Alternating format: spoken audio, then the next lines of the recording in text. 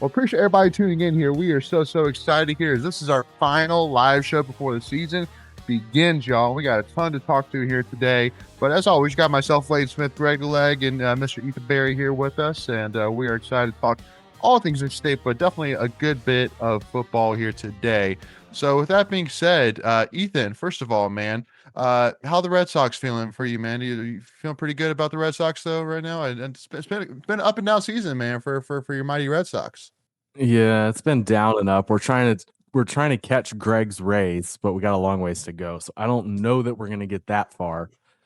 But yeah, I mean, Well, we we had a good week last week, but it does kind of feel like we're sort of playing out the string to see the Yankees in the first round of the playoffs. So well, we're swimming up the river ourselves right now. We've been on the struggle bus, but we're looking good tonight so far. you got a 3-game lead. You're okay. Yeah, we're Well, okay, yeah, but you're mad over the Sox. yeah, but it's gonna get interesting here real quick because it's all AL East baseball here in about a week.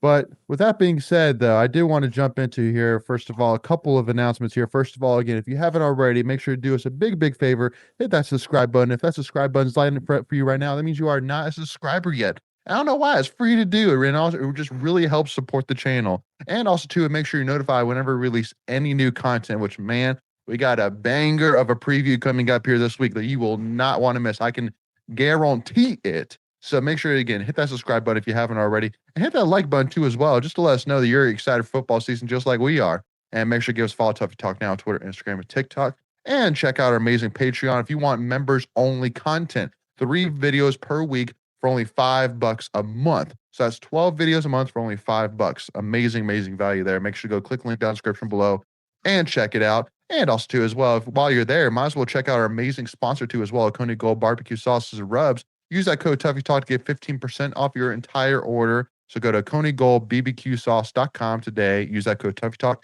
15% off your entire order. So let's jump into it here. First of all, one piece of news which I just wanted to kind of hit on here real quick is it has been officially announced that KaTron Evans is eligible, quote unquote, now to and through date of the court's ruling on the motion for preliminary injunction here.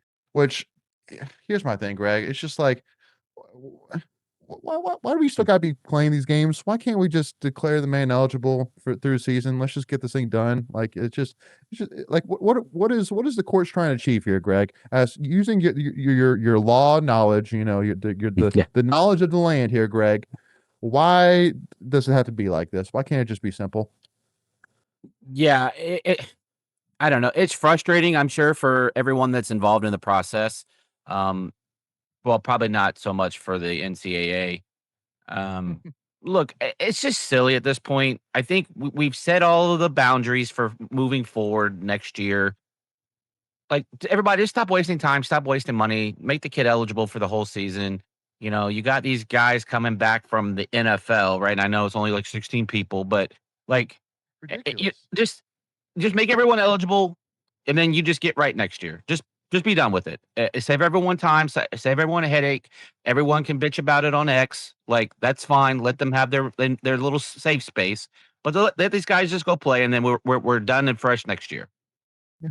I mean, Ethan, I think I heard the Tampa Bay Buccaneers coach say, "Hey, I was curious why why Lane Kiffin was giving me a call, but now I know why. Because there's a tight end that got cut by the Buccaneers. It was actually the Browns. We had the linebacker. Yeah, we had the linebacker. Yeah. Well, so similar situation, but not quite the same situation that correct. I was referencing. But yeah, so a linebacker that got cut from the Buccaneers going back to LSU, and then also to a tight end from the Browns that's going back to LSU here. Mm. But yet we're playing all these games here with KaTron Evans here, Ethan. I mean, do you see the similarities? Do you see an equal playing field here, Ethan, by the NCAA? Well, I don't want to be that guy, but they're 2 completely different rules. And I think this is why like the 5 for 5 is now a thing.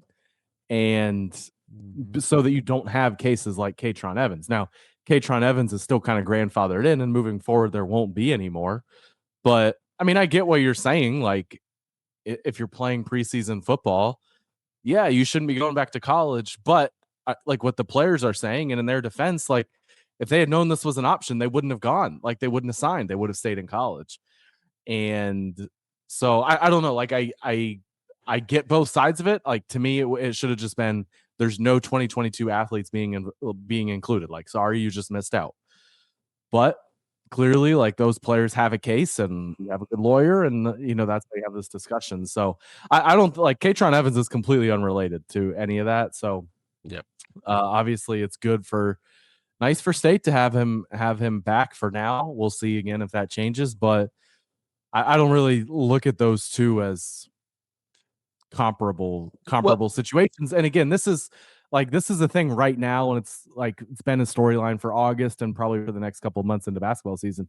But after that, this is never going to be a storyline again. Everybody's just going to be 5-5, and that's that. Yeah. So this is a short, yes, it's a mess. Everything with the NCAA is a mess, but once this blows over in the next couple of months, this will never be a talking point ever again. And that's what I'm just saying. Just grant everybody, let's let it go. Everyone gets a mulligan. They get their year, and then we reset next year. Like to me, at this point, you're so far into the process because there are a couple of State athletes, and we'll get to them in the tweet of the week that are affected by the 5-5, the 2022 guys in two sports. One of them being football, and again, I'm sure we'll get into it here in a little bit, but just let's make everyone eligible. You get a year. Oprah's happy. We're all happy, and we can get on with playing ball. Oprah's always happy. Oprah's always happy. Yeah. There you go. Yeah. Nope. Exactly. It's just unfortunately, like you said, like this 5-for-5 rule is going to fix everything, but right now it's just hold on. Find wood. Like right. Well, just what I mean. Just I know.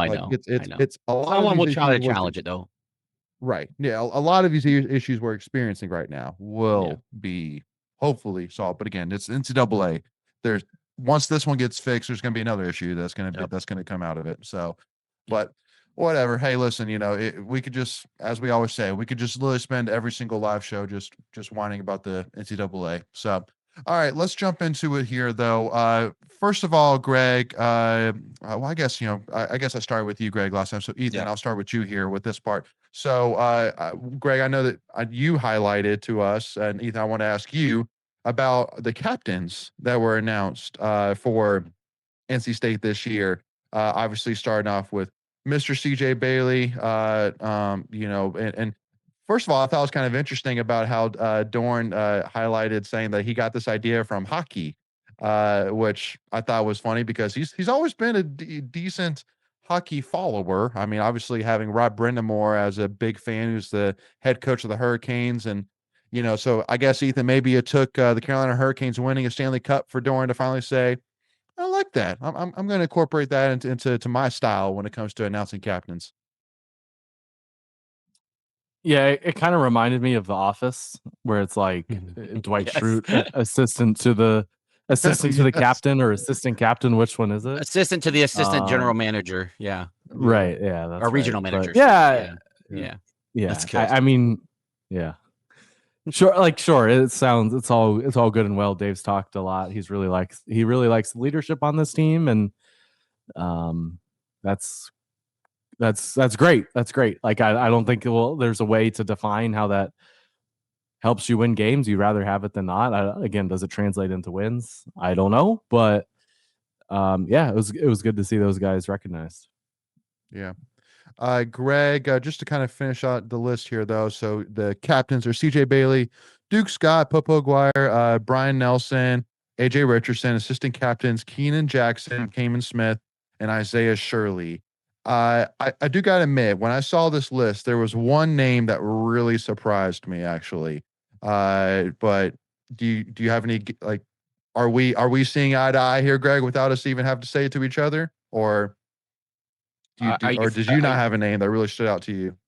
No, I thought they were all good. I mean, it is interesting to see a first year guy be voted or elected a captain. So that's with Popo, I think that's really cool. He's coming in, set a standard, and I think people are falling in line with him in his way. But no, I thought the list was fine. Was there someone that you thought that should have been on and wasn't on? Is that what you're going with, no. or someone that was on that somebody that got put in assistant that I'm surprised wasn't a main captain. That's Isaiah Shirley. Oh, I was Isaiah actually Shirley, sure, surprised. yeah. No, I was yeah, surprised he no, was assistant. yeah, I kind of thought that too, but again, like I don't know. Like I think everyone should be a captain in their own way, right? Like just kind of take accountability.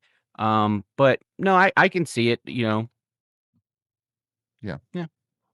Again, picking thorns again, just like Ethan said, assistant to the regional manager, like, but also too, like it definitely says a lot for Popo Aguirre for sure, and how much he has really bought in to the Right. culture to NC State. The fact that he got named not just a assistant to the regional manager captain, but a actual captain for the team. So, and also too as well. I mean, the fact AJ Richardson, like I think AJ Richardson has been a guy the entire offseason that all of us have said is a guy that's kind of getting forgotten about when it comes to a guy that can really break out as a part of this Yeah. NC State defense here. Well, and he was there last year, right? Like that's kind of where it's different from Maguire. Sure. So, but yeah, I mean, look, you bring in so many transfers. Some of them are going to have to be captains. I mean, how many guys do you have that have like starters that have been at State their whole career? I mean, you have A handful. Yeah, not many. you have Jackson Vick, like he's the kind of the first one that comes to mind. Like at least on the defensive side, like Shirley, like that's pretty much it. The rest of them are transfers, unless you wanted to go with one of the young safeties. Mm-hmm. Yeah, no, well, and King Mac honestly would have been a name I would have loved to seen on here. Being his experience, etc. But again, uh, a guy like we said, a first year guy. So I guess can't necessarily read into that necessarily too much here. But again, huge shout out to Popo though for getting named the captain. Super And that cool. makes sense because he's I'm sure he's going to be the one that has the green dot on the back of his helmet, right? So he's going to be a guy that you're looking for a lot from, and that just kind of just checks a box, right, for that position. And you want someone who's going to be probably one of your vocal guys on defense, being labeled as a captain. I mean, you saw it last year with Caden Fordham basically playing the same position. So to me that does make sense, even with him being a first year guy. Yeah, agreed. Now, I did want to kind of move to here a little bit. We won't spend too much time on this, as we'll have a whole NC State versus Virginia preview later this week here, which you do not want to miss out on. But I did want to touch on a couple of things that Doeren said in his press conference. First of all, giving praise to Tony Elliott for going 11-3 in his first season, which I would have loved to have kind of, poked at that a little bit and being like, hey, like one of his losses was to us. It's pretty cool. Definitely like Ethan and I think said during last week's season predictions here, but how the win against Virginia, I think at the time, well, not think. No, I know at the time was not given the true roses that actually ended up being deserved here. So cool stuff there though. But one of the things that he said which stood out was that both sides are figuring out what the new pieces are and adjusting as they go. Really for me, that stood out because first of all, I think is really something that I don't think Ethan that we really talked about during the Virginia game, where I truly do think this game is going to be honestly where coaching flexes its muscle.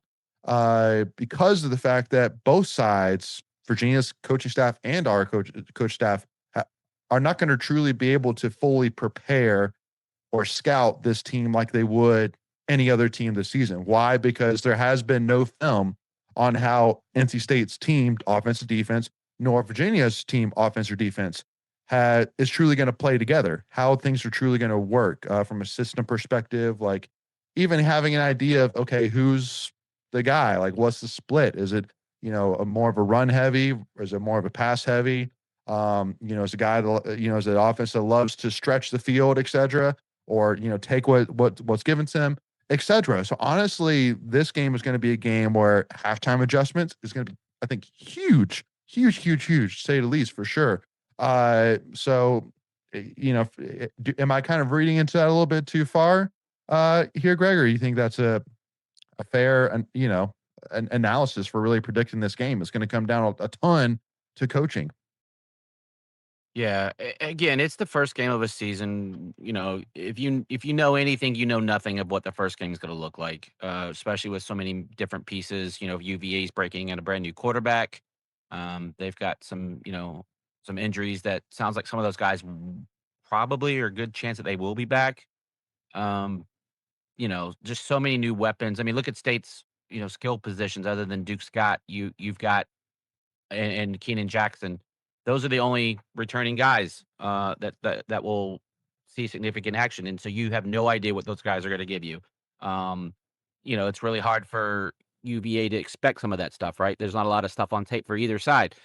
So yeah, I think it will become down to some coaching and some decision making, and who's got enough to get it done at the end.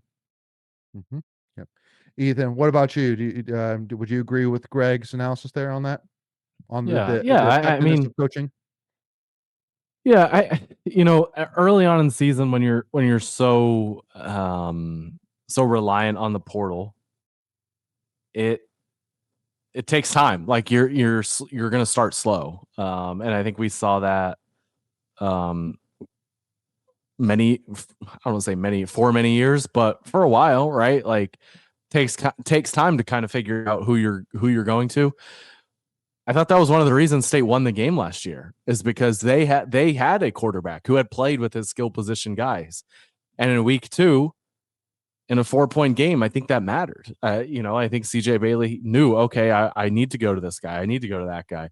You had Hollywood Smothers ready at peak form, Virginia, Chandler Morris was good in that game, but, Bailey was just a little better. And that was kind of different. So now both teams are kind of back at square one with what's around their quarterback and with what's on defense. Again, Virginia's defense got a lot better down the stretch last year because they figured out who to play. So I don't think you'll see either of these teams at their best on Saturday. Maybe that's like a Captain Obvious statement. I don't know. But yeah, I think having an idea of who you want to go with and what to do in what situation, it's certainly a game that you expect to be close. It certainly could be the difference. Yeah. Just for fun here, Ethan, if you were to put a bet on what the first play of the game would be, do you have a general guess on what the first play will be? You think it's going to be Duke Scott run? Maybe a flea flicker first play of the game? Flea flicker for the first game would be pretty funny. I'm kind of thinking Duke Scott run. I'm also kind of thinking of maybe. Yeah. I was also kind of thinking maybe like an RPO, but Bailey wasn't great at those last year, so I don't know. I'll go with a Duke Scott handoff. Sounds like you agree, Greg.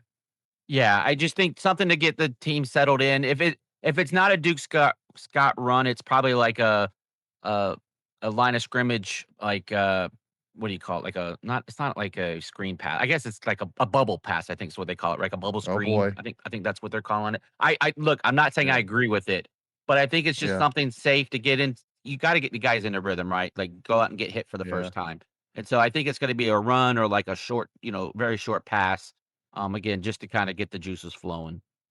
Yeah, fans always love those bubble screens. Ooh, well, boy. I think they hate them when it's like 3rd and 8, right? I think that's when they hate them the Right. most. Like if you're doing it early downs, I don't really have a problem with it because it's basically just an extension of your run game. So maybe you get like a Victor Scott out on a bubble screen and see if he can break something, maybe something like that. That'd be sweet. Yeah. Cool. Well, so with that being said, we're going to jump into here to hear more from our friend Mr. Ethan Berry here under Ethan's Stat Pack. Let's do it.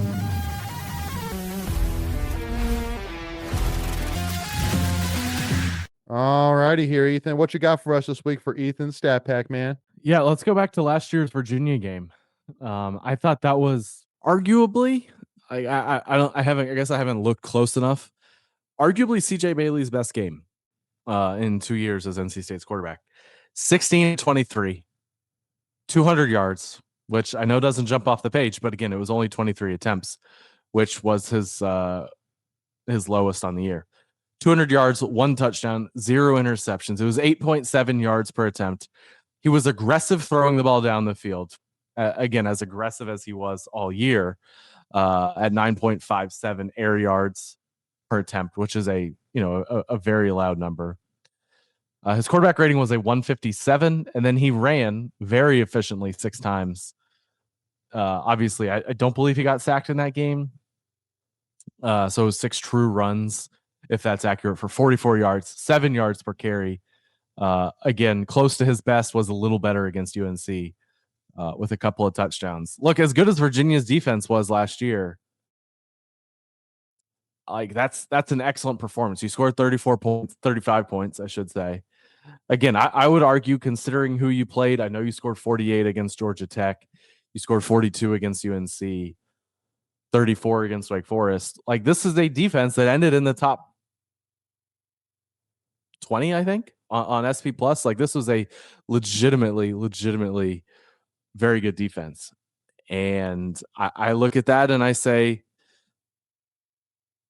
probably going to need it again. Like, this is kind of the game where you not the game, but one of a couple games where you need CJ Bailey to go out there and I don't want to say carry you to a win, but be the best player on the field. And look, Hollywood Smothers was huge in that game. I don't know if State's going to get a Duke Scott type performance again, hopefully. But Smothers was unbelievable in that game. The two of them were.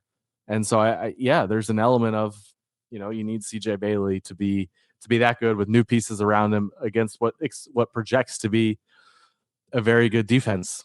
And so can he replicate those numbers? Again, I probably expect him to throw more than 23 times. But again, Smothers was so good in that game and State was so efficient. He didn't need to throw more than that. So again, I still look at last year's Virginia win as a great win for NC State. With the way it ended, like defensively, they got Smothers was 17 for 140 in that game, 8 yards per carry, a couple of touchdowns. That was his best game of the year.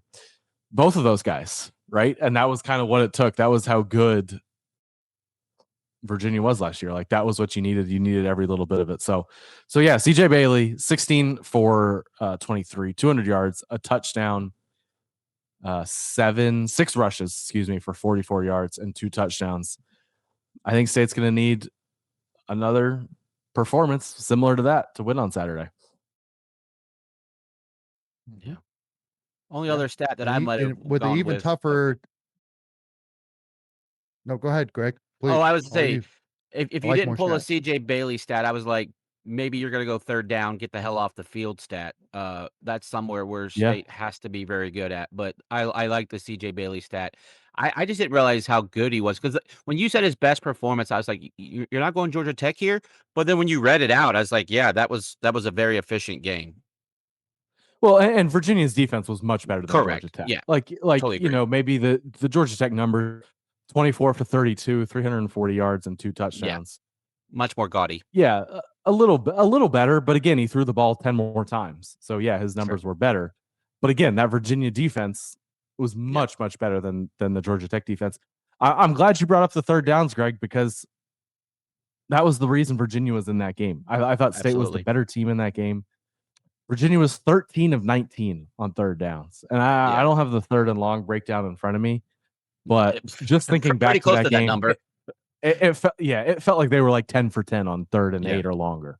Especially when they're busting long runs on third and long. I'm like, come on, man. What are we doing? What are we doing? Yeah. Sorry, go ahead, Ethan. So it felt like there was an element of like Chandler Morris bailing them out in those situations.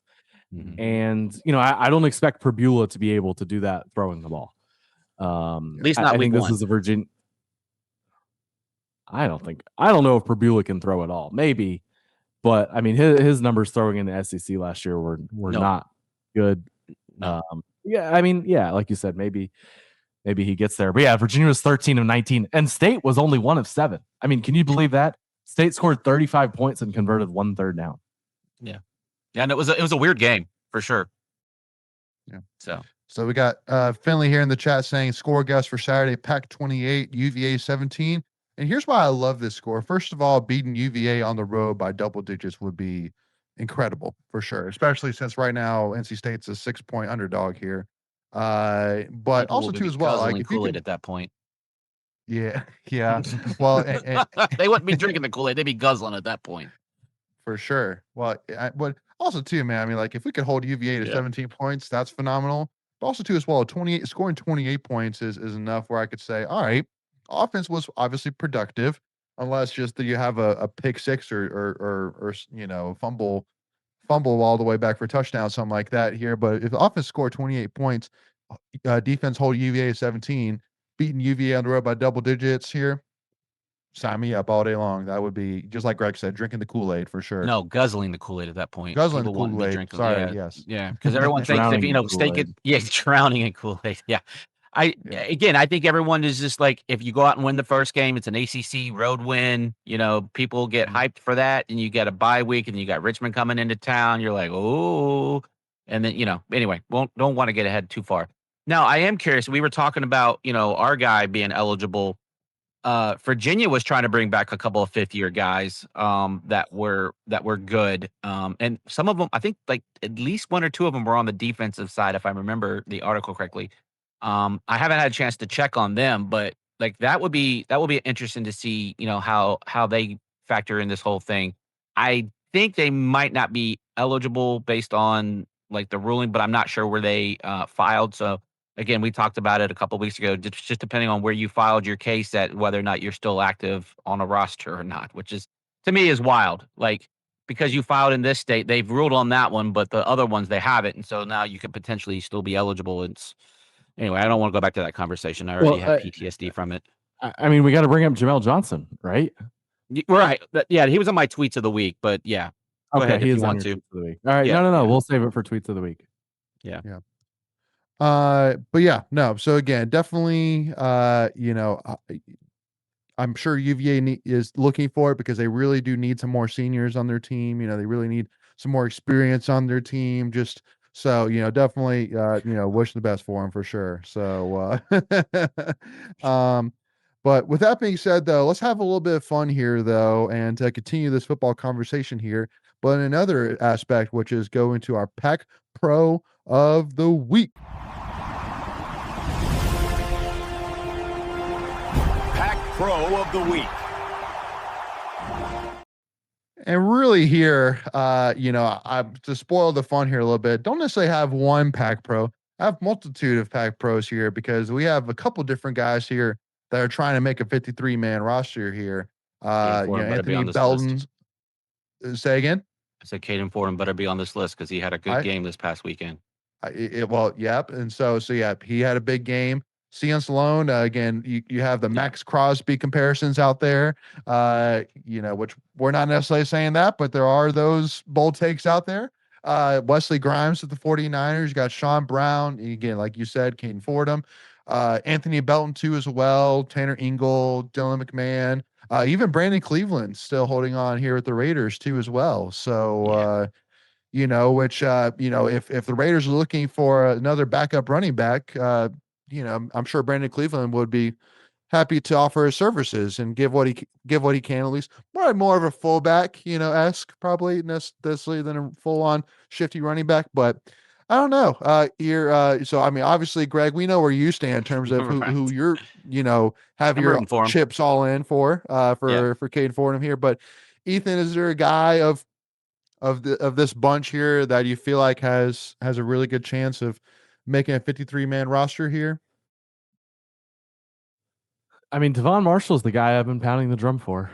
With Jaguars, right? Is that right? Yeah, with the Jags. Yeah. Yeah.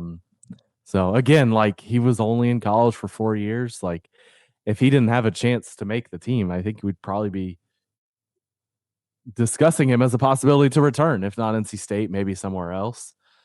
So yeah, again, I can't sit here and tell you all about the Jaguars quarterback depth chart, but I'm disappointed. I've seen some buzz on it. I was a fan of his, and let's see what they're saying on Twitter about him. Well, so he got placed on IR today. Did you guys know that? Who? Devon Marshall. Oh no, I didn't know that. Okay. Bummer. Well, he'll probably get an injury settlement.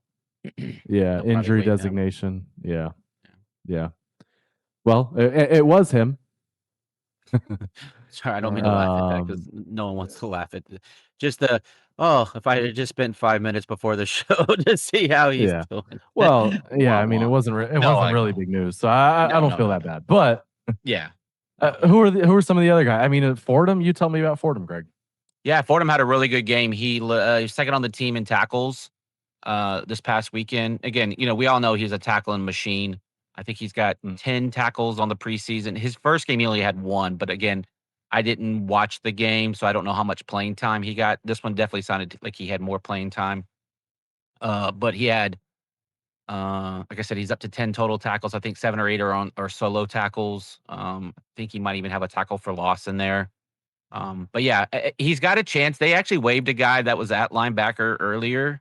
And then the one guy that had two sacks in a game is one of the ones that is going back to LSU. So okay, there's 2 guys off the depth chart that he just moved up. So maybe he gets there, if nothing else, come back as a practice squad guy and try to work his way from there. Yeah.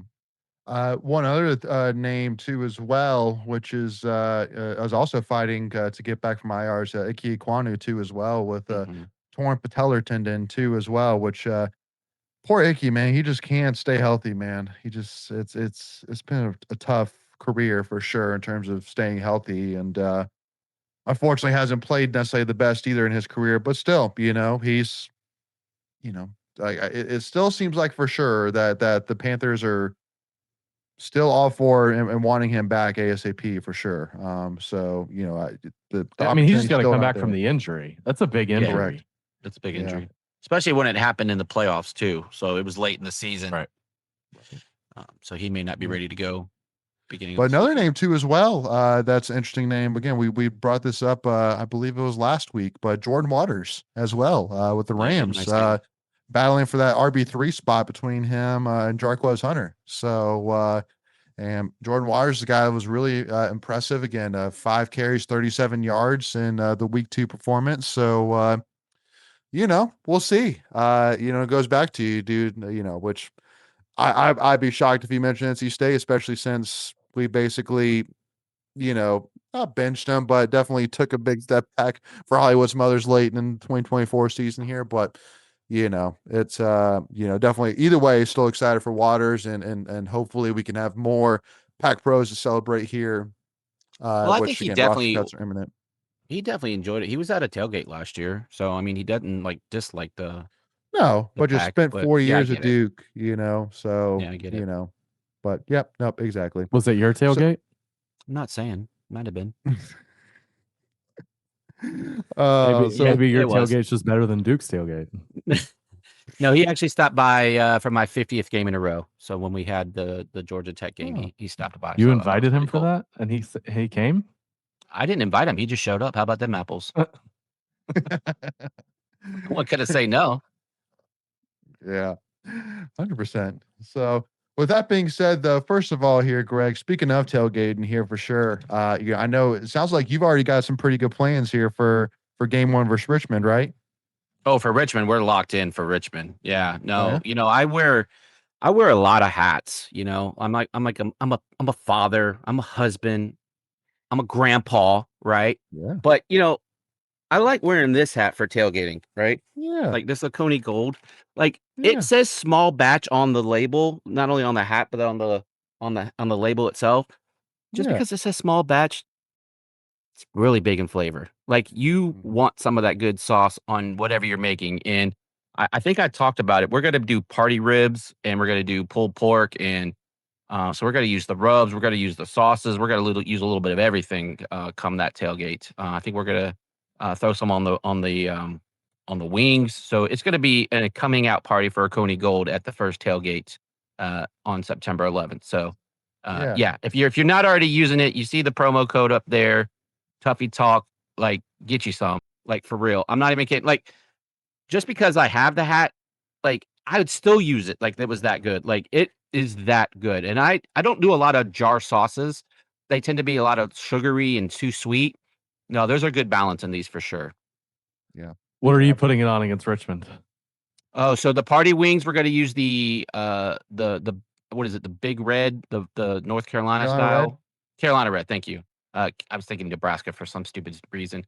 Some I jalapeno? apologize, James. Jalapeno is going on the wings for sure. So I put a little bit of that and a little bit of the wingy sauce just to give it a little bit more kick. So that's my combo there. And then I like to use the rub for the pulled pork for the pork butt. So we'll get a little bit of everything going on that tailgate for sure.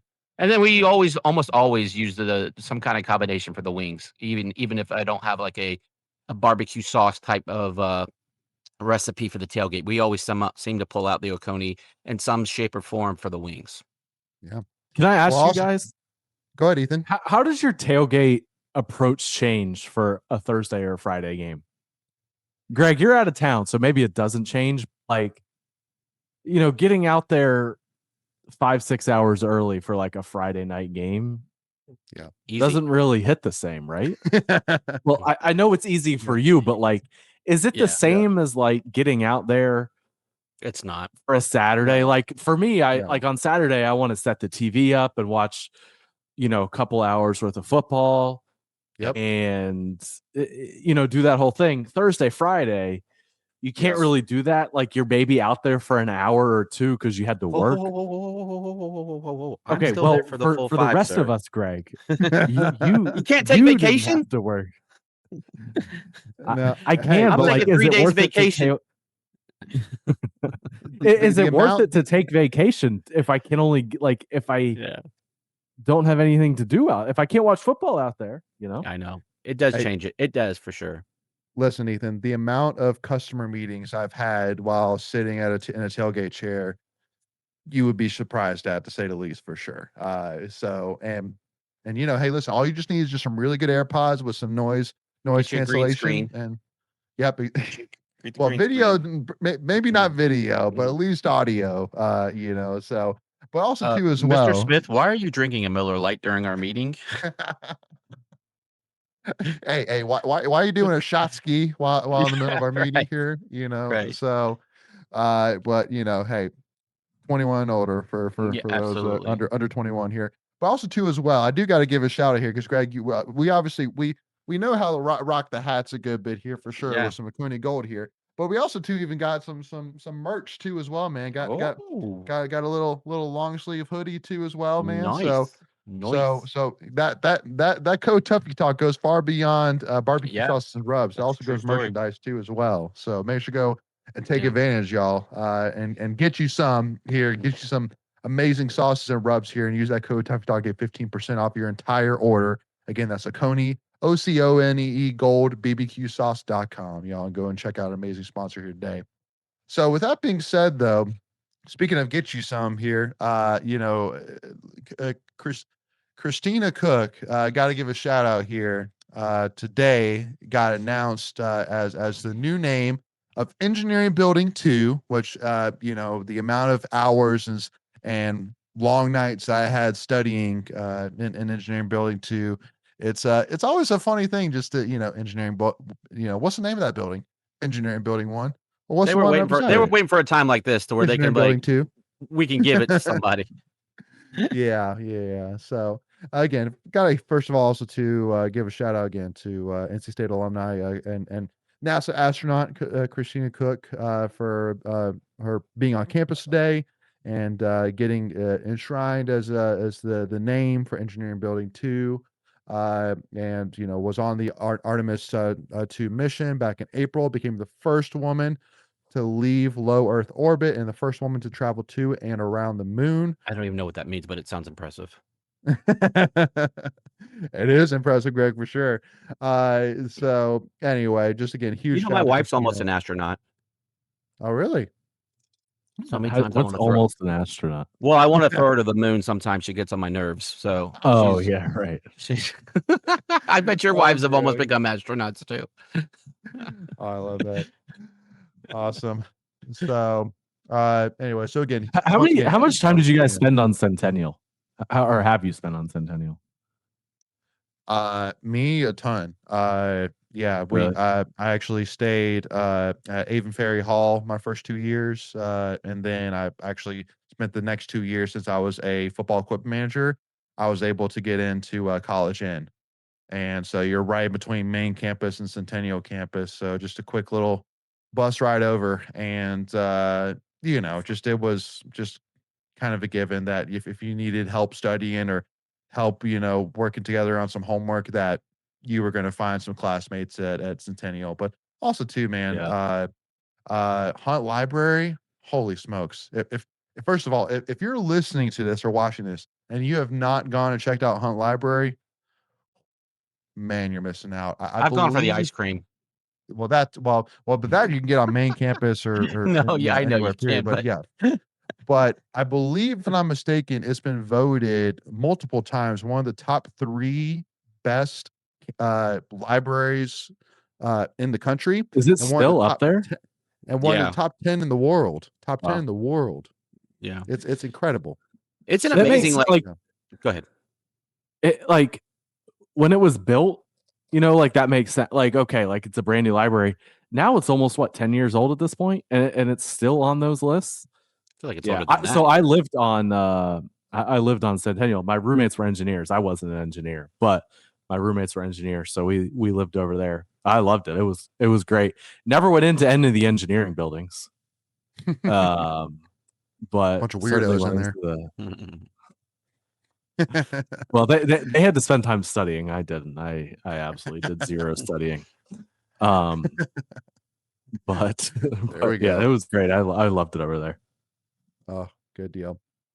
All right, Wolfpack Nation. So with that being said, we're going to jump over to one of my favorites. Actually, here before we do that, because I wasn't quite ready here. Kind of got caught Well, here. while you're doing that, can I tell a really quick Yeah, astronaut story? please. I actually used to work with an astronaut when I worked at DARPA. If anyone doesn't know what DARPA is, check it out. It's pretty fascinating stuff. Um, they actually invented the internet, contrary to Al Gore claiming it. But yeah, so one day I was told I worked in IT. I was kind of the head of the IT shop there, and I was told, "Hey, we have a new director. Can you go get her set up with all her stuff? Make sure she's good to go." And I said, "Yeah, sure, no problem." So I walk in there, I meet her, and didn't know anything at the time.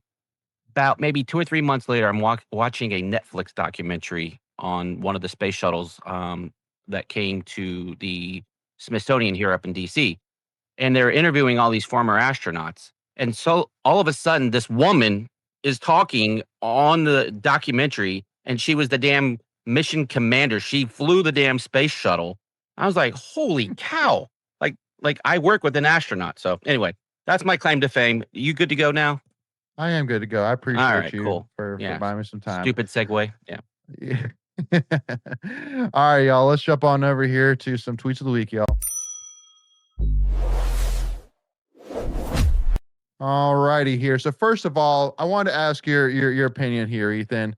Greg and I did our family and friends fantasy draft here this weekend, and I know you're maybe not the biggest fantasy football enthusiast here, so I just did the first 10 rounds for Greg and I. Let us know too in the chat, y'all, too. Which team do you like better here? So don't worry, Ethan. Again, there's not like a bunch of backup scrubs that you don't know here. You should probably know who Devon Achane is. You probably should know who CD Lamb is. So, give us your thoughts here, Ethan. Whose team do you like better? I'm a dynasty guy. So I definitely know who all these guys are. There we go. We don't want to spend too much time on this, but it is kind of hard. Like knowing the rules of the league definitely matters. Like how many teams in the league? Okay. 12. 12 team PPR. 12. Is it It is PPR. Okay. Yep. I think they're both pretty solid. I do kind of lean towards Greg's touchdown bakery. Baker's touchdown bakery. Well, yeah, I was, yeah. You're not scoring any touchdowns this year. That is true. Baker's actually one of my dynasty quarterback, but you're just a little bit younger. And I kind of like I'm a big fan of Achane. And I think your depth at running back and wide receiver is solid. You went a little early on kicker. And Yeah. Layton, I like your group too, especially picking at the back of the first round, which I don't. Yep. For me, I kind of prefer because I like to have those 2 picks on the turn. Yep. But your Mike, I'm not a fan of Mike Evans. His hamstring will be Going gone into by week 2. Yeah, for sure. But I mean, again, I like Caleb Williams. I like Colston Loveland. I think those are both pretty solid groups. All right, appreciate it. All right, so just like I just wanted Ethan's thoughts here a little bit on it. Just was curious, but let's jump on over here to some actual NC State tweets of the week here. So first of all, here, got to give a So you're shout saying, out. hold on, before you get too far. So you are saying that Oh, geez. Layton took the L on Oh, on my this gosh. draft, right? That's what you're saying. I Listen. just want to make that I clear. mean, I do lean towards your team, No, but can we capture you that? don't win. Can we get that? Is that going to be a clip? You don't win. I'll just say this: you don't win fantasy leagues in the draft. You win fantasy leagues on the waiver wire. So I'll just tell you that. It's fair.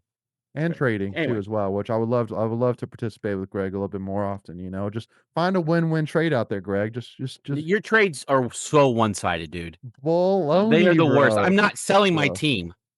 Nobody asked that. Next All time, right. if you want to keep trading with me, just pay my entry fee, and then I'll just give you any guy that I draft. No fun in that. All right. All right. Let's talk Let's some give women's let's soccer. give a shout out here to our NC State women's soccer team, who's 4-0 for the first time since 2013, beating Elon last night 2-1.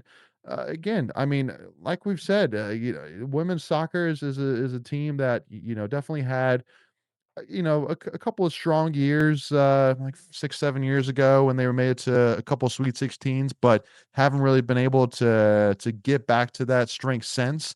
But as of right now, like 4-0 for the first time since 2013. Greg, can't argue with that and say, hey, I think in-state women's soccer is maybe starting to turn an edge here this season. I mean, you can only play the games that you've played, right? And you can only win those Sure. games. So they've done that. They've gone out and handled their business the first couple of games. The season will start getting a little bit tougher as we get into this. Yep. But yeah, good early Especially results. ACC play. Yeah, absolutely. ACC.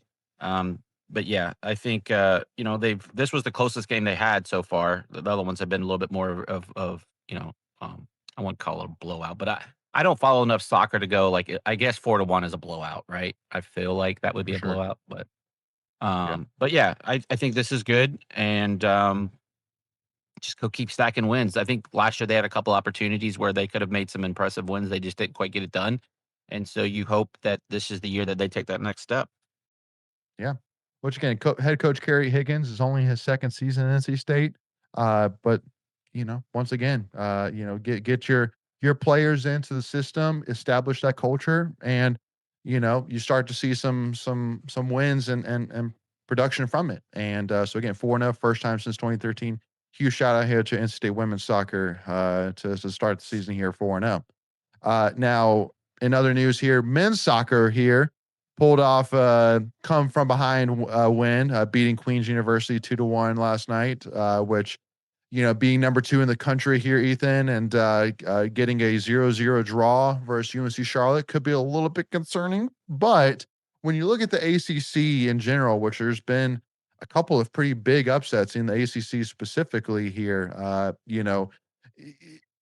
like we said, like even you said, Ethan, here to fantasy football, where the draft isn't what wins or loses it, it's the waiver wire. It's not the beginning of the season that wins or loses you an ACC championship or national championship. It's really what comes from this, and it's Coach Mark Hubbard had to replace a couple of really key players from last season, obviously including Donovan Phillips, which was the basically player of the year last year for college men's soccer. And even two as well, like we I guess I don't know if it's part of this week, but getting a player back basically right before the season even started, and Drew Love. We'll talk about it. We'll talk about it. Well, but anyway, so Ethan, talk to me a little bit here about, or talk to the in-state fans here a little bit about, what's the worry meter at, after a 0-0 draw versus UNC Charlotte and a 2-1 come from behind. Hold on, it was Coastal. Sorry, Coastal Carolina. Women played Thank Charlotte you. that day. Yeah, you're good. Yeah. The other C team that's green. Yes. Ethan, give us your worry meter. Yeah, I don't. I like. It's definitely not the start you dream of, being number 2 in the country, right? And the season's not super long either. Like, I think this is kind of the thing you remember about Yeah. college It's like sports in 17 general. Like, games. yeah, and your non-conference play isn't very long, so I don't know. Like, I don't think you're at the point of worrying. But maybe you fidget in your chair a little bit, be like, oh man, I don't know, a little uneasy now. I didn't really like that. Especially against, I mean, again, like, I'm not going to sit here and tell you I know exactly how good Coastal and Queens are, but I'm guessing they're like not tournament teams. I don't know enough. I don't know. I again can't sit here and tell you for sure one way or another. We know UNCG is very good. We know they aren't ACC teams.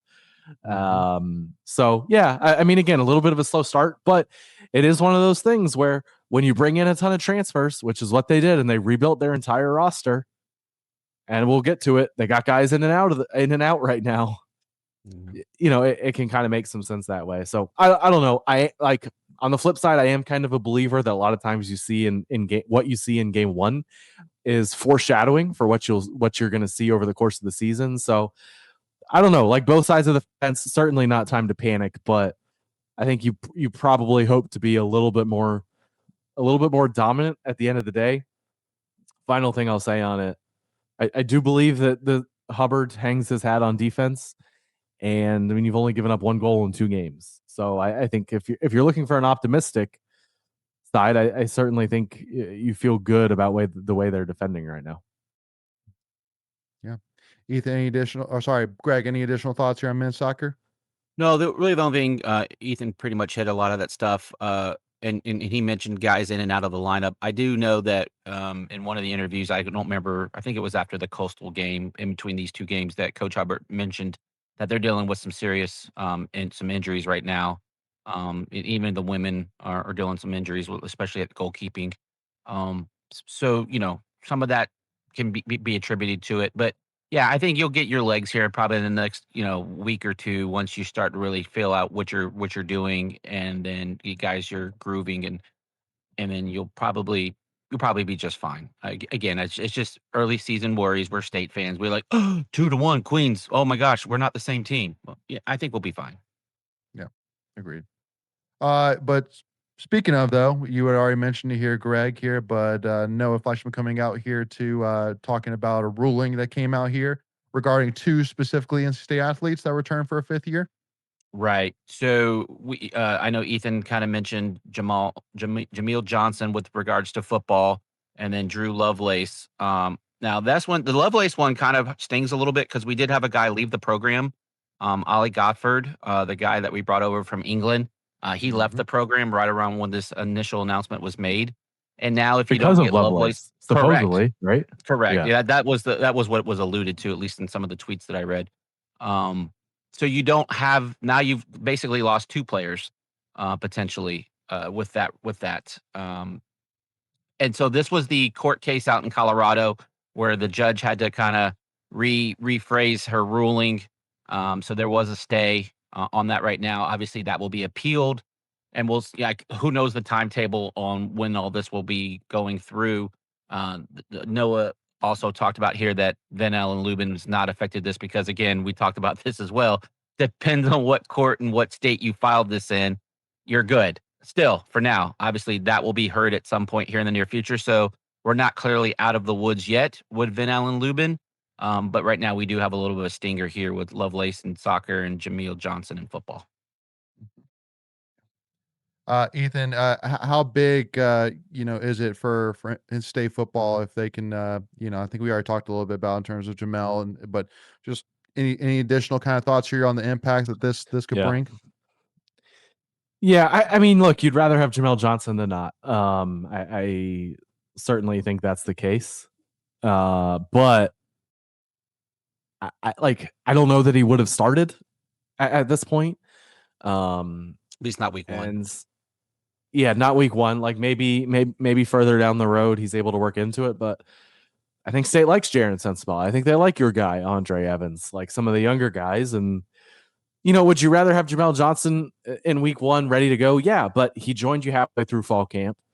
He's in and out. Like with these rulings, you just don't know. So my expectations for him, like, my thing with all these football guys, if they've been in a camp, then they're in shape. But if they haven't been playing pro ball, like, you don't even know if they're in football shape. So you really have no idea. Obviously, if you're taking them onto your roster, you figure they are. But so I don't know. Week 1, week 2, week 3, yeah, makes sense. And against Virginia, you have some time to figure it out after Virginia. But this is one of your biggest games of the year right out of the chute. So you certainly would rather have him. Would I be surprised if the other? Yeah. So there's no harm in adding him. Like, he's at minimum like a rotational piece. Depth. You're gonna have injuries. You're gonna have a crazy targeting call at some point during the season, where you're gonna need guys. So you'd rather have him than not. I don't feel like this is any sort of deal breaker or anything like that at this point. Yeah, agree there. Hey, speaking real quick. Go ahead, Greg. Hey, no, come back to the targeting thing. We'll finish the tweets of the week, but we'll come back to the targeting thing. Okay. Last tweet of the week here. Want to give a shout out. John Rothstein tweeting Murray State is the 4th team in the 2026 Baha Hoops Bahamas Championship and will face NC State in the first round of the event, according to his source here. So we have finally gotten that 4th piece here, Ethan. And so what was your initial reaction when you saw Murray State pop up here as the NC State's first opponent here in the Baha Hoops Championship? Disappointed. Yeah, I mean, Torvik has them outside of the top 100. Like, I don't think this is a great, tournament, because the other teams are Seton Hall, who's currently 76th, and Wisconsin, I want to say. Is, yeah. Wisconsin, where are you, Wisconsin? 48. Okay, that's not bad. Yeah, which it's not great. Like, and if you play Wisconsin, like, okay, but right. I mean, there's a chance there's no guarantee. Like, there's a chance you get out of here without a quad 1 game, which I think is a bummer to be in this sort of tournament. So again, like, State's going in as the best team for whatever that's worth. They went into Maui as the best team last year too. So yeah. Again, I don't know. Like, for a tournament like this, I don't want to say I had higher expectations, but I hoped that there would be a little more. I had heard New Mexico potentially was a possibility in this spot. Yep. So I feel like that would have been an upgrade. So I don't know. Like, I not super beneficial for your resume at this point. Yeah. No, I had heard the New Mexico thing as well. And you're right. Like, you're going away to the Bahamas. You at least, I know it's like, it's a 2-parter, right? Go down and get some team chemistry, some team bonding, enjoy the sun, those type of things. But it is still a business trip, and you want it to be a beneficial one. And if you're not coming back, you're like, who cares? I don't want to say who cares, but if you're coming home with a piece of hardware, or if you're winning against quality teams, like, I think you want the quality teams over the hardware, and it's just, when you're playing on neutral courts, that's your opportunity to get some juice, because again, they're weighted differently than a home game. And so if you're going to go play neutral site games, you kind of want the opponent to kind of match the value, if you will. And this just kind of seems kind of lame. I'm not going to sugarcoat it. But it's really hard when you're trying to fill out a last roster or a last entry spot into a tournament a month and a half before the season starts. Like, most teams already have their schedules filled out. And so you're really just trying to find a guy, and it feels like, hey, all right, we'll take you. We'll swipe right there, Murray State. Welcome to the tournament. Is that how it works? Is it like Tinder? Is that? I feel like it is, man. Behind the scenes? I feel like it is, man. Do you have Noah's tweet on here from earlier today? I don't. No. Okay, so it's the full non-conference schedule that we know of right now. Oh, yeah. Murray State, Seton Hall, or Wisconsin, Elon, South Carolina, Tennessee, UNC Greensboro, UNC, and Ole Miss. What do you guys think? So there should be, I believe, 5 none more, of those are if at I'm not home. mistaken. Well, Except yeah, Elon. Elon, South Carolina, UNCG. Okay, you're right. Sorry, I'm sorry. What I meant was none of the good ones were at home. That's what I meant.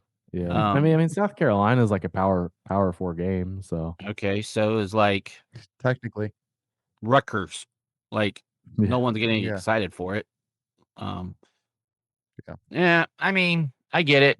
It's just not the way basketball's positioned anymore. It's all your best games. You want to be on the road or neutral sites like that. And it sucks for the common fan. And we don't have the tweet in here about Boo talking about. And I love Boo Corrigan, so this is not a Boo thing. But we're kind of lagging behind season ticket sales. Well, like when you up the prices of tickets and you required donations and you got to pay for parking, it's just like, okay, enough's enough. Like, and then you give us a potential home schedule, it gets nobody excited. What do you think the results are going to be? So, Yeah. I know that's getting a little Sure. off this particular tweet, but Yeah. That's a good point, though. I mean, like you can't say it doesn't affect it, no doubt. yeah. You I mean, know, last year so you had a banger, right? Like this year you don't have Duke, you don't have Kansas, you don't have Carolina. None of those guys are coming to And that's the way Lenovo. with the new conferences. That's the way it is. Like we saw that in Mhm. football, Mhm. and it worked out in your favor. And then this year, the slate stinks. And the same thing Yeah. in basketball. We've seen it in baseball, Yep. where it's like, some weeks, some years you get 3 great teams at home, and then other years you don't even play a tournament team at home. But the prices don't reflect it, right? Like the price, they're not going to No. they're not going to deduct $200 from your season ticket package because you're not bringing in a quality opponent. Like they don't. Dynamic That doesn't. pricing, huh? Yeah, dynamic Yeah, pricing. Yeah, thank you. That was the word yeah. I was trying to think of. Yeah, Yeah. that would be wonderful. I think you get more people hyped up. But And look, a lot of people have that's like. Go ahead. I've been talking. I didn't mean to cut you off, but that's you're why good. non-conference scheduling is important. Like Mhm. you can control that. You can't control who the ACC gives you in any sport. Right. You can control, I don't want to complain about Elliott Avens non-conference scheduling right now. But you can control, like you can control who you play. Last year you played VCU at home. Okay, great.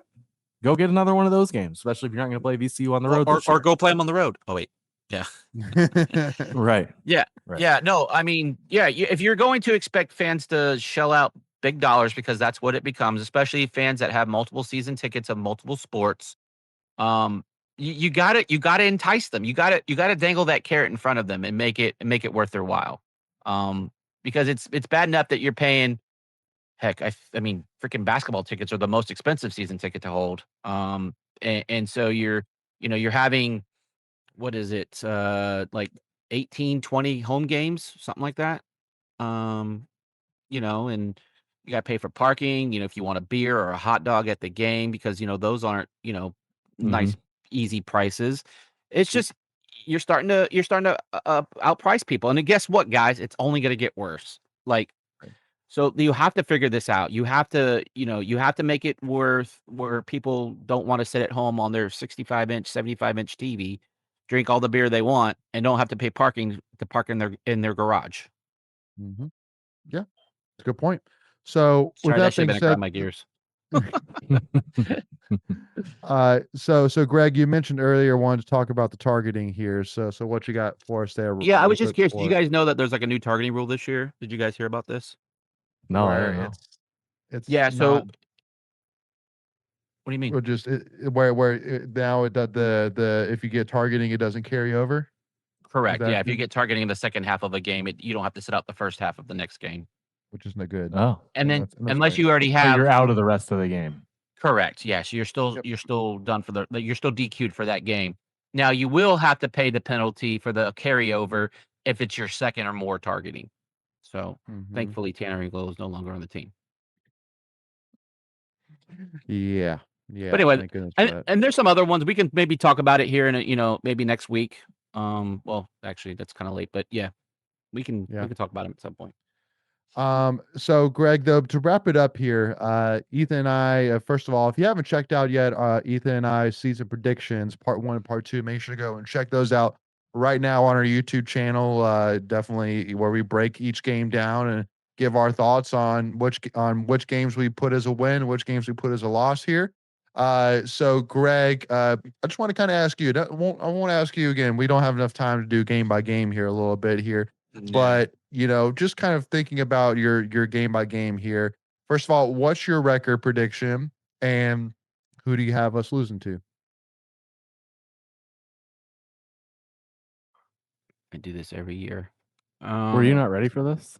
No, I was. I was. Oh, I just okay. I'm building this. What we call in the industry drama. We're building up to it. Okay. Drum roll. You need a drum roll. No, I know. I don't want to be Chat, extra. can we get a drum roll I in here? have the 12 and 0 button ready to go, Greg. I have 12 and 0 button you? ready to go. No. I had us at 9-3. Okay. Now, I don't want us to be at 9-3, but I Sure. think that's where 12 and 0. we're going to end up at. Okay. I think we lose to Vandy. Okay. I look, we just have not been very good against SEC teams under Dave Doeren, and we're like, I think if I did my calculations correctly, we're 1-6 all time against SEC opponents, either on the road or we've never played an SEC opponent at home under Dave Doeren. Ethan, can you name the one SEC win the Dorans had? Would have been Vandy in the bowl game. Ah, dang it! Yeah, that was my Did you last. see Vandy canceled our return game? By the way, did you see they canceled that? No, that was your scoop, bro. Nobody's reported that. Yeah, so if you go and look it up, that has been off the table now. It's not like official, but it's been taken off of like the future schedule and all of that. So that sucks. So you're breaking news here right now. That's what you're saying. I don't think I'm breaking it, but like it's definitely out seen there. it If you anywhere. go find it. Well, it's not been like Is it? put in print, but go like you can find it. It's definitely not on the schedule anymore. So yeah. So breaking anyway. news. Okay. But Okay, so Vanderbilt. I think we lose that game. I think we lose at home to Louisville. Okay.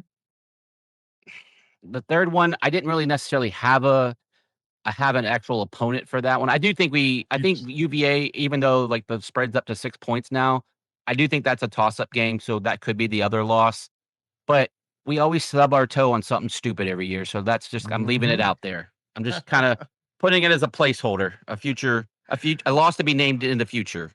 Greg, I'm telling you, if you did the season predictions with us, you would. I know. I would have been at 10-2. No, you would have been entranced by one game that Ethan and I both predicted as the game that we stub our toe, and you probably would have been like, "Yep, nope, I agree." I haven't watched it yet. I'll be honest. I was gonna save it for my drive down on Friday. I saved the long podcast for my drives. In fact, Ethan will tell you I listen to IPS stuff. I listen a lot of stuff on the road. I'm on the road enough. If I had to guess, was it the same game you guys chose? We chose the same game. Did you guys choose FSU? No, but that is one game though that, I did have State losing that one though. Yeah. No. Okay. Cal? No. That's you had Duke again? Duke's a sub your toe game. Yeah, I get it. Yeah, you're right. Totally sub your toe game. Yeah. So again, I don't boogeyman. It is. Yeah. It so is. And I think that's what drives a lot of fans crazy, right? When you look at Duke historically, and that just seems to be the team that we They literally have a track around their field. Like why are we losing to that team? Like, no, they don't have the track anymore. They took it away. Well, they not until recently. They just got rid of it. Correct. Yeah, only like 2-3 years ago. Yeah. But go ahead. So Layton, you had 10-2. Yep. So if I offered you guys take it or leave it, I had 8-4. So my answer to this is take it. If I offered you 9-3, huh? I said you're not even a fan. That's the over on the win total, Greg. I know it is. I know you're being. I know you're making homers. money on that. We're homers. You're realistic. I get it. Yep. Okay. So I don't even know. I feel like I pick State to go over every year. But anyway, if I offered you 9-3, would you take it, or would you leave it and take your chances with whatever happens? So again, right? Correct context. If one of those losses is against Carolina, no, I'm not taking 9-3. No. How much does that matter? Like who you beat? Like how much does that matter to you? It 1,000% matters who you beat. It matters. Well, okay. Especially when you have the streak right now against them. Like, you don't want to be that team that gives up that Yeah, strike. the UNC game, I get it, but I don't know. Yeah. UNC is the That's one. the Ethan. outlier. But Yeah. because I get what you're saying, because Greg, would you take beating Vanderbilt and Louisville, but losing to Duke and FSU, or would you rather basically you just win the games you're supposed to win and you lose the games you're supposed to lose? Like, you know what I mean? Like, would you rather have the up and down or the So stable? again, context, right? Like at the moment, if I were to lose to Duke and be like, damn it, Duke again. And then you're like, oh, Duke's Duke? playing the ACC championship. You're like, okay, it's not that bad. Like, Sure. Yeah. Eh. Yeah. It's like, you ask me at the end of the year. But to answer I your can make the question, though, prediction once the season's over. I'm good there. to answer you though, again, Ethan, here's my thing. I would totally be that guy at the end of the season. If you went 9-3, just make one of those 9, a win against UNC. And I'm still sitting here saying, guys, like you said, the over under is 7.5. Doeren just got you 9 wins for what? Probably the 5th time in 7 years, something like that. Can you really like I So that's hold the on. question. Can I pause you? Can I pause you and add Yes. like a cherry on top? Yeah. What if I told you 9-3 the regular season and you get 10 in the bowl game? Oh, I'm sold. 100%. Yes. Are you mad that if we miss the ACC championship game up by 1 game? Because you Again, can see that state fans are being a going to play be. out. A lot of state fans are going to be. But I don't We'll see how find a you reason be- to be mad. Don't worry about that. Of course. Yeah. Of course Yeah. you will. You don't But- even have to but really no. get that crazy with the combo. Like, It's only happened. That would be the second time it's ever happened in NC State football history. Naturally, I don't yeah. know how you can be truly Yeah. upset at that. yeah, no, I get it. So yeah, I think if you say 9-3 regular season with a bowl game win, I think. I mean, we are state fans. I think 80% of the fan base would be happy with that. Like, what would you put the percentage at for fans being happy with that? 80%? You think higher, lower? I think a little like 60. Ooh, 60 to 70. I mean, I put yeah. but I mean, 60 is still more than half. I do think like there's the people who are chronically online like us, and then there's the people Right. who aren't. So I think you probably get 2 different answers from those groups of people. I put a poll up on Twitter a couple weeks ago. Said, hey, if saw that. now the question was 8-4, not 9-3. Yeah. And 16% of people said yes, they would take it at 8-4. 8 That's the other Which part, I right? get it. Like to me, the case would be, okay, you've won 8 or 9 games so many times. I would just rather take my chances to get more than that. And if I end up with 6 or 7, then whatever. You know, and I definitely get that part of it. Yeah. Again, just with CJ coming back, with the schedule the way it is, with the fact that Doeren, Yeah, but Vegas says 8-4 though. well, yes, but again, it's Or like we 7.5, said, whatever. like we just Vegas doesn't care about the fact that this is Doran's 14th season, or sorry, Yes, because they definitely 14th take that season, into consideration. and he hasn't been to AC championship game. Like Vegas doesn't care about that, but in-state fans do. I feel like they take. I would. Do you think they take in that kind of consideration into those type of things when they're creating odds, like historical? No. It's purely on the It's year. just straight up. I don't gamble, Yeah. so I don't know. Yeah, No, I mean, like there's a little bit of returning production, but I don't think it's like I don't think it's like, oh well, they won 9 games 7 years ago. Like that doesn't matter. It's all to me. It's all about the talent and Schedule, again, yada, like yada. yeah, exactly. Yeah, What 8-4 would be a tragedy, and nothing Yeah. and Not picking on Shelton. nothing. No, not picking on them at all. Because again, many people would agree with you. 84%. Nothing says more how good of a job Dave Doeren has done than saying, yeah, 8-4 is terrible. Like, guys, this is NC State football we're talking about. I mean, it's consistency if nothing else, right? right. Well, so that was the other part. Right? That was the question I was going to ask. When you just said it again, it's NC State football, and so I think it's just state fans or fans in general. I don't have to just lump state into this, or I can, I guess. Like people just have unrealistic expectations sometimes. They expect like the second coming of whatever college football team has been a dominant team over the last 50 years, and go, well, that's what we should be. But again, when we talk historically, NC State has not been that. So why are we thinking that this year is any different than the previous 39 years since we've won anything. You know what I mean? Like, and again, if we go 8-4, travesties aside, or 9-3, I think that's it's successful. Like, again, if you're the guy at work that is trying to get a promotion or get a pay raise, like that's gonna get you, and it's above average, right? You're gonna probably get a 3, 4, 5% pay raise with 8-4. I get it. It's a horrible analogy, but it's the late day. So, Greg, just to make your point for you, there was a coach that just 7 years ago won a national championship in football and put together probably the greatest college football team in the history of college football. And 2 years later was out of a job. I'll take Ed Ogeron for $500. Indeed. Ed Ogeron. And so again, and I get it. It's LSU. It's a little bit of a different standard. Yeah, it's a different. But still, the point's made. Yeah. The point's still made. Like, dude, that guy just won you a national championship, undefeated season, put together the greatest roster in the history of college football. And 2 years later, you said, nope, I'm good. Pieces. Yep. We'll pay out the $30 million buyout or whatever crazy number I'm sure it was. Exactly. It's crazy. So only to bring in Brian Kelly, who then brought you Will Wade. To buy him out. Yeah. To bring in to bring in Lane Kiffin, which you probably won't have to buy out, but he'll leave you for something else here in 3 years from now. True. So good deal. Another football mistress. Yeah. Hey, it can't be an NC State live stream now without bringing up 3 letters LSU for one reason or another, right? So I mean, the ties are there, so it's pretty interesting.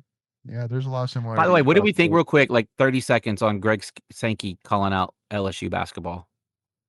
Are we here for it? Are we here for it? Hell yeah. Dude, freaking every fan of the country saying, man, NC State, you just can't stop talking about it, bro. It's just funny. I laugh at it. Who knows? Who knows how long we're going to, and again, yeah. But all right, though. With that being said, Wolfpack Nation, we'll wrap it up right there. So first of all, thank you all so much for tuning in, whether you're watching us on YouTube, listening to us on Spotify, iHeartRadio. Really appreciate everybody tuning in here. And again, excited that we are 5 days away from NC State football kicking off here at Virginia. It's going to be great. Looking forward to it. But also, too, if you haven't already, do us a big favor again. Hit that subscribe button. If you haven't already, become a subscriber. It's free to do. It really helps support the channel, and you're notified whenever we release any new NC State content, including an amazing preview that's coming up here within the next couple of days. So again, do not miss out on it. Hit that subscribe button. Do we drop the hint, or we just let them make them come? Because I think if we drop the hint, I mean, if you got a hint, if you got a great way to hint at it, Greg, I'm here for it. You got one? If you like the ACC network, you'll like our guest. Yeah. I love it. There you go. We have a media member. That's a good one. Yeah. That's a good one. I like that.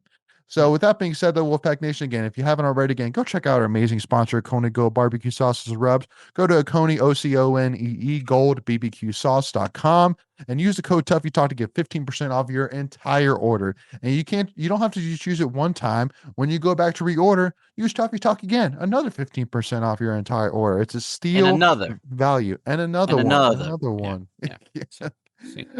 So make sure to go and check them out here today. Again, get your hats, get your barbecue sauces, get your rubs, get your merch, whatever it may be. Go check out, again, our amazing sponsor, Oconee Gold Barbecue Sauces Rubs here today.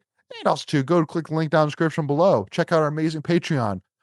3 members-only videos per week for a total 12 per month for only $5 a month. And also to access to our members-only rumors chat, too, as well. We'll drop some hints down there in the chat, too, as well. And also too as well, make sure to go give us a follow, Tuffy Talk Now, on Twitter, Instagram, and TikTok. And also too as well, just again, click that like button. If you're excited for NC State football, smash that like button here right now. And then again, just let us know, and we're excited for it. But with that being said, Wolfpack Nation, we will see you all soon. And as always, go Pack and beat UVA, baby.